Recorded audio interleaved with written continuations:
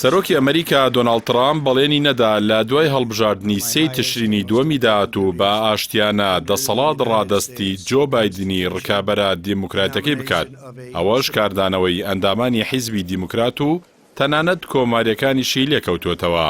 ترامپ لە کۆنفرانسێکی کۆشکی سپیدا و لە وەڵامی ڕۆژنامەنووسێکدا کە پرسیاری کرد ئایا پابەند دەبێت بە سادەترین بنەمای دیموکراسی لە ویلایەتە یەکگرتووەکاندا ئەوی ڕادەستکردنی ئاشتیانەی دەسەڵاتە کاتێ سەرۆک دەگۆڕێت ئەو ڕایگەیان دەبێت بزانین چی ڕوودەدات.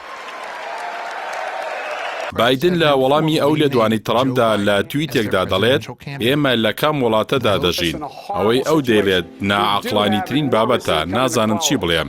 سیناتۆری کۆماری میت ڕۆمنی زیاتر لە بایدن هەڵوێز وەردەگرێت و دەڵێت هەردوو دڵی ڕاگەاندنێک بەرامبەر بەوەی کە دەستوور یەکلایی کردوێتەوە ژیری ڕەتی دەکاتەوە و قوبوڵکراو نییە.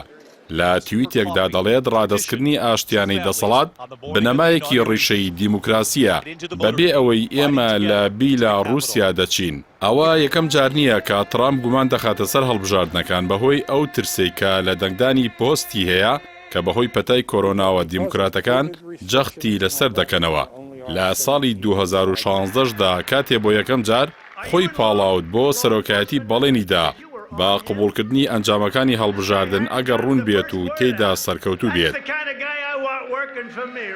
لە نوێترین لێدوانیدا بۆ کەمپینی هەڵبژاردن لە ویلایەتی ڤێرجینیا جارێکی تر ترامپ گومانی خستەوە سەر ئەنجامی هەڵبژاردن و ڕایگەیاند سەرکەوتوو لە هەڵبژاردندا دوای چەند مانگێک داری دەکرێت چونکە بەرپرسان ماوەیەکی زۆریان پێویستە تا کارتەکانی هەڵبژاردن هەژمار بکەن. ناوبراو جەختی لەوە کردەوە کە حەزی لەوەیە سەرکەوتن و شکستەکان با خێرایی ڕاگەێنرێت. ئەو وتی حەزم لەوەیە کە سەیری تەلەڤیزۆن دەکەم با خێرایی ئەنجامەکان ڕاگەێنێت، بەڵام ئێوە دەبێت چەند مانگێک چاوەڕوان بن بۆ ڕاگەیاندنی ئەنجامەکان.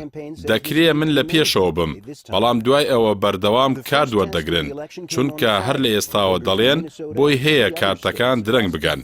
گەرچی ترامپ گەڵتە بە ڕاپرسەکان دەکات، بەڵام ڕاپرسەکان ئەوەیان نیشان داوە کە ژمارەیەکی زۆرتری دیموکراتەکان دەیانەوێت لە ڕێگەی پۆستەوە دەنگ بدەن.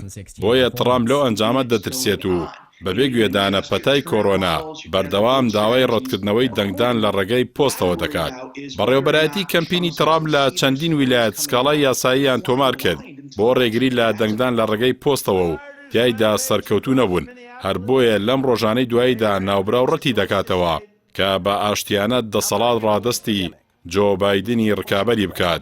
لەو بارەیەوە پێشبینی ئەوە دەکات دادگای باڵای فیدراڵی ئەنجامی سەرکەوتوو ڕابگەێنێت.